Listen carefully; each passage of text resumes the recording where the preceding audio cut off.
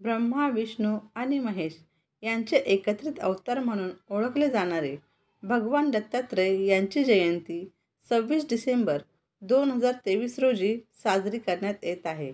या दिवशी पहाटे 5:46 पौर्णिमेला प्रारंभ होत आहे आणि समाप्ती 27 डिसेंबरला सकाळी 6:02 होणार आहे. हिंदू पंचांगानुसार मार्गशीर्ष पौर्णिमा या दिवशी दत्त जयंती साजरी केली जाते. या दिवशी भगवान दत्तात्रय यांचा जन्मदिवस हा दत्त जयंती म्हणून साजरा करतात.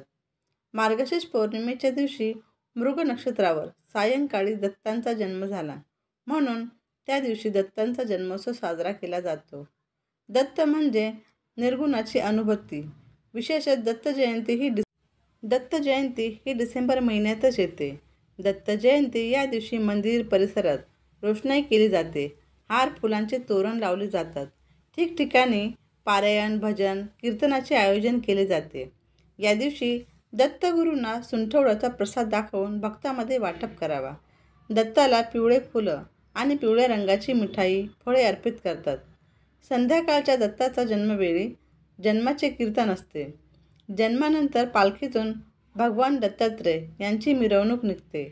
दत्त जयंतीनिमित्त अनेक दत्त मंदिरामध्ये दत्त जन्म साजरा झाला की भंडाऱ्याचेही आयोजन केले जाते. दानशूर व्यक्ती महाप्रसाद, अन्नदान वाटपाचा कार्यक्रम करतात.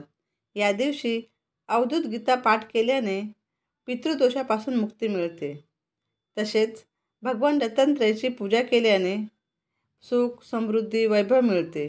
भगवान दत्तात्रय स्वरूप काय आहे? तर दत्तात्रय हा देव आहे, जो दैवी त्रिमूर्ती ब्रह्मा, विष्णू आणि शिव यांचा अवतार आहे.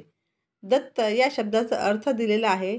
दत्ताला असे म्हटले जाते कारण दैवी त्रिमूर्तीचे गुरु अत्री आणि माता अनुसया या ऋषी जोडप्याला पुत्राच्या रूपात दिले आहे.